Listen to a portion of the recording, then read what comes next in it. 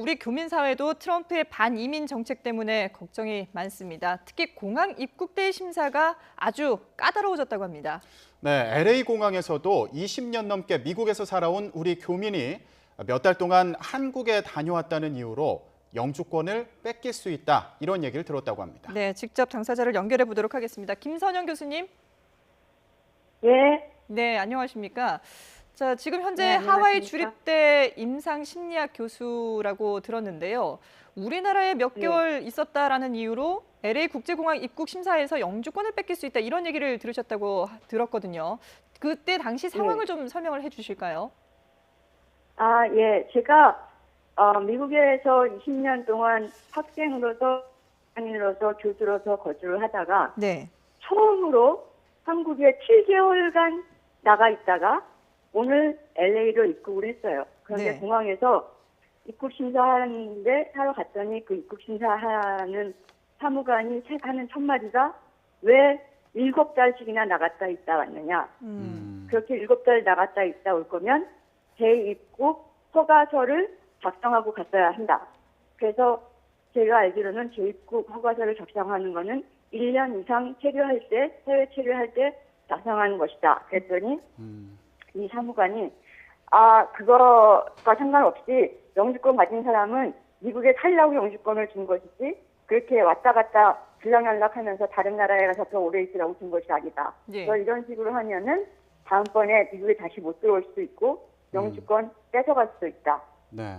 그렇게 얘기를 해서 제가 굉장히 충격을 받았거든요. 아. 그러면서 근데, 예. 그 사무관이 이건 그 사무관이 말한 걸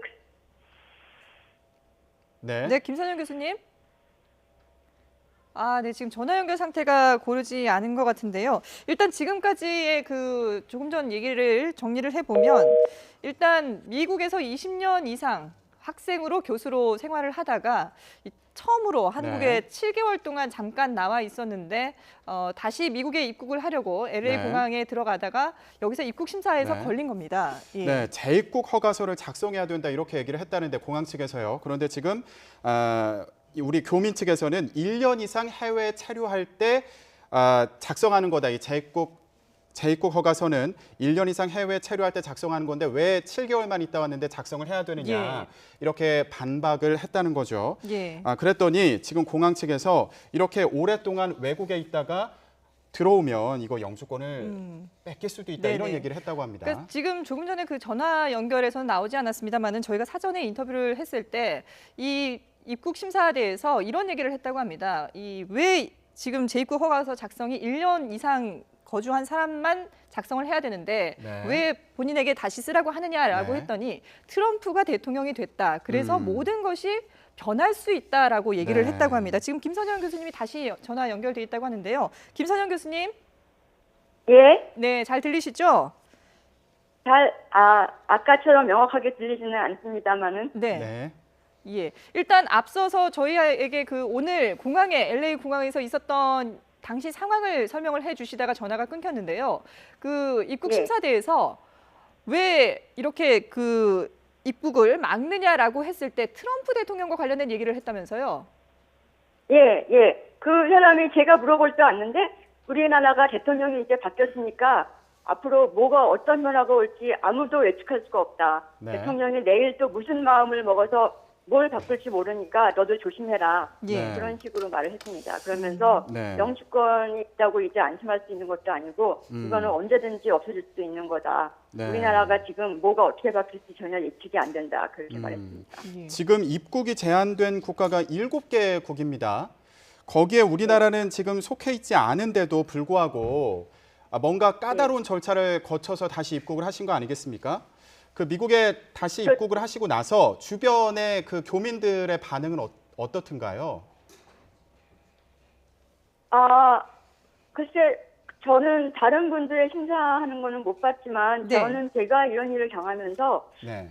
저는 그래도 미국에, 굉장히 안정적인 직장이 있고, 사실은 이미 종신 교수직을 약속받은 상황이니까, 제가 영주권이 없다고, 또 설사 없어진다고 하더라도 직장까지 없어지거나 그럴 것 같지는 않은데, 예. 네.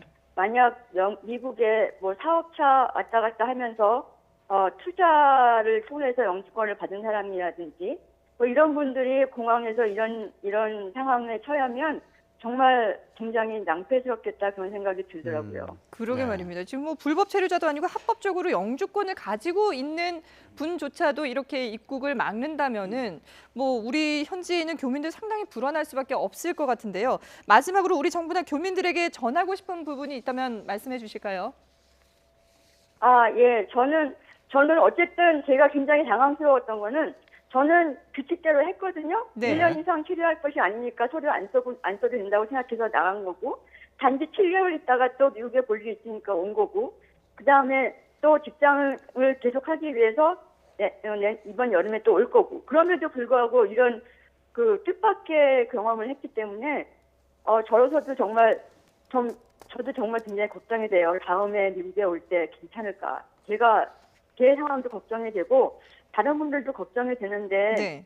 아무튼 현재로서는 규칙대로 다 대비를 해놓고 그 다음에 뭐라 그럴까요? 저 같은 경우는 뭐 다음에 입국 심사대에 갈 때 아예 저희 직장에서 저희 학과장과 학장의 편지 같은 걸 받아서 들고 갈까 생각을 하는데 예. 네. 뭐 이런 식으로 나름대로 대비를 하는 것도 괜찮고 또 외교부나 이런 정부 기관에서도 이런 상황에 대해서 좀 대비를 해야 되지 않을까 싶습니다. 예, 네. 알겠습니다. 네, 김선영 교수님 오늘 전화 연결해 주셔서 고맙습니다. 네, 감사합니다.